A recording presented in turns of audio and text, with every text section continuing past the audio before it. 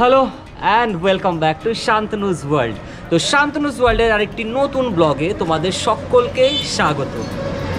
তো আজকে আমি এখন দাঁড়িয়ে আছি রঘুনাথগঞ্জে অবস্থিত সাগরদিঘি যাওয়ার যে বাস স্ট্যান্ড, সেই বাস স্ট্যান্ডের কাছে। আর এখান থেকে যাব মির্জাপুর গ্রাম। সেই গ্রামে এই বৈশাখ মাসে শুরু হয়ে গেছে বিখ্যাত এক দেবীর পুজো। তো চলো সেই দেবীকে এবার তোমাদেরকে আমি দেখাতে নিয়ে যাচ্ছি মির্জাপুর গ্রাম। তো হ্যালো বন্ধুরা, এখন ঢুকে পড়েছি মির্জাপুর গ্রামে। আমার পিছনে দেখতে পাচ্ছ তোমরা মির্জাপুর দ্বিজপদ হাই স্কুল। তো গ্রামের ভেতরে এবার ঢুকবো, রেলগেট আছে, রেলগেটটা ক্রস করেই ঢুকে যাব গ্রামের ভেতরে। তো দ্বিজপদ হাই স্কুলটাকে ক্রস করে এখন ঢুকতে চলেছি মির্জাপুরে। আর ঢোকার মুহূর্তেই পড়বে এই রেলগেটটা। তো এই রেলগেটটাকে এখন ক্রস করে গ্রামের ভেতরে ঢুকে যাচ্ছি। ভীষণ ভাল লাগছে আবার এই মির্জাপুর গ্রামে এসে।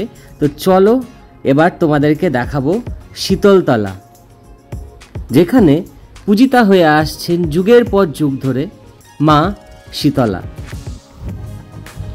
ভীষণই সাজানো গোছানো এই গ্রাম। এই গ্রামে ঢোকার পরেই প্রথমেই পড়বে বাজার। তো চলো এই চারপাশটা তোমরা দেখতে থাকো। এখন দুপুরবেলা, ওই জন্য বাজারগুলো বন্ধ আছে। বেশ খানিকটা এগোনোর পরে পড়বে একটা দিঘি। আগে এখানে একটা পাহাড় ছিল, তার নাম ছিল দিঘির পাহাড়। পাহাড় বর্তমানে অবশিষ্ট নেই, কিন্তু সেই পাহাড়ের জায়গাটার থেকে সামনে গেলেই পৌঁছবে বাছুরাইল গ্রাম। সেখানেই দেবী অবস্থিত।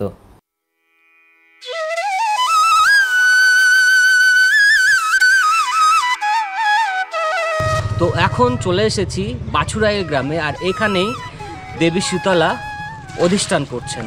তো এই রাস্তাটা দেখছো, এই রাস্তা বরাবর আমরা আসলাম রঘুনাথগঞ্জ থেকে। আর তারপরে দেখতে পাবে এখানে শীতলা মায়ের মন্দির, এরকম একটা নেম প্লেট আছে। তো এরপরে সামনে যে রাস্তাটা আছে, এই রাস্তা বরাবর চলে গেলেই পৌঁছে যাব শীতলা মায়ের মন্দির। তো এখন ঢুকতে চলেছি শীতলা মায়ের মন্দির চত্বরে। আগে এই জায়গাটা নির্জন ছিল, বর্তমানে ঘনবসতি হয়ে গেছে।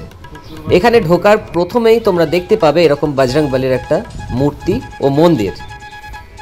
পঞ্চবটির আশ্রয়ে দেবী শীতলা খোলা উন্মুক্ত বাতায়নে বসবাস করেন। ওনার মন্দিরে কোনো আচ্ছাদন নেই। তো চলে এসেছি এখন মির্জাপুর শীতলা মায়ের মন্দিরে।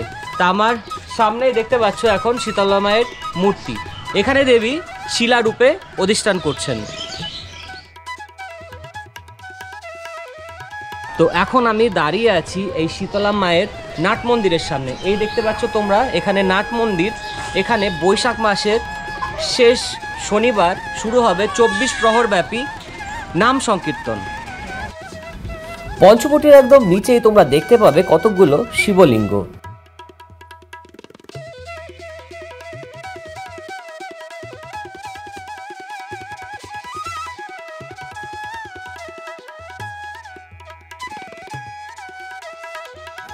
যে সমস্ত ভক্তরা দেবী শীতলাকে জল তথা দুধ অর্পণ করতে চান, তাদের জন্য এরকম চোঙাকৃতির ব্যবস্থা আছে।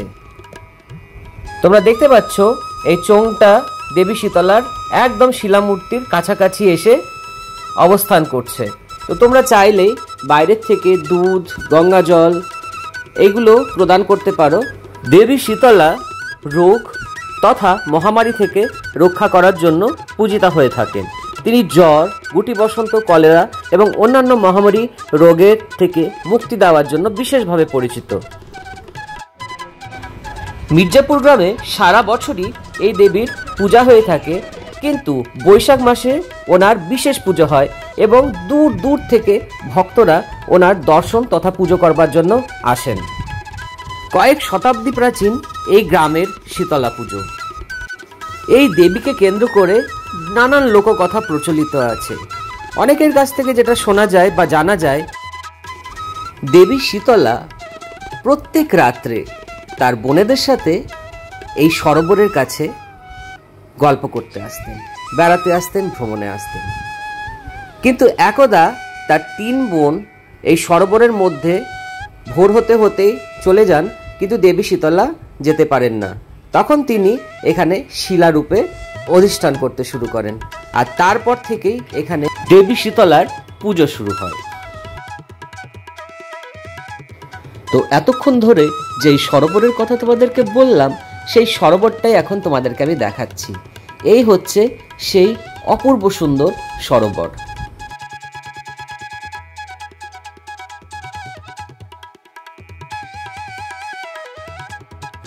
আর কয়েকদিনের মধ্যেই এখানে শুরু হয়ে যাবে মেলা, এবং তার জন্য অনেক লোকজন আস্তে আস্তে আসতে শুরু করেছেন, যারা মেলাতে ব্যবসা করেন আর কি। তো তোমরা এবার দেখতে পাচ্ছ চারপাশটা, এই ফাঁকা জায়গাটাতেই শুরু হবে বিশাল বড় মেলা। তো চলো তোমাদেরকে সেই জায়গাটা এবার ভালোভাবে দেখাচ্ছি যেখানে মেলাটা শুরু হয়। এই ফাঁকা যে জায়গাগুলো দেখতে পাচ্ছ, এইখানেই মেলাটা শুরু হবে। আর দেখতে পাচ্ছ দোকানিরা এক এক করে আসতে শুরু করেছে। এখন তোমরা দেখতে পাচ্ছ দেবী শীতলা মায়ের অফিস, 24 প্রহর কমিটি, এখানেই সমস্ত মন্দিরের কার্যকলাপগুলো হয়ে থাকে। এই অফিসের পাশেই এখানে রান্নাঘর আছে, রন্ধনশালা, যেখানে এই মেলার সময় সমস্ত ভক্তদের জন্য ভোগ রান্না হয়ে থাকে।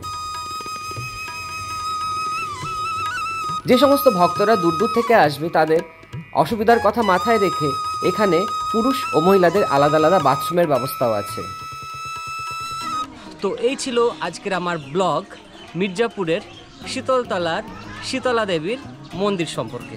আশা করি তোমাদের ব্লগটা ভালো লেগেছে। যদি ভালো লেগে থাকে তো ইউটিউব থেকে দেখলে চ্যানেলটা সাবস্ক্রাইব করে দিও, ফেসবুক থেকে দেখলে পেজটা ফলো করে দিও। সবাই শান্তনুজ ওয়ার্ল্ড চ্যানেলের সাথে থেকো, পাশে থেকো। আজকের মতো এখানেই টাটা, দেখা হচ্ছে খুব শীঘ্রই নতুন কোনো ব্লগে। সবাই খুব ভালো থেকো, বাই।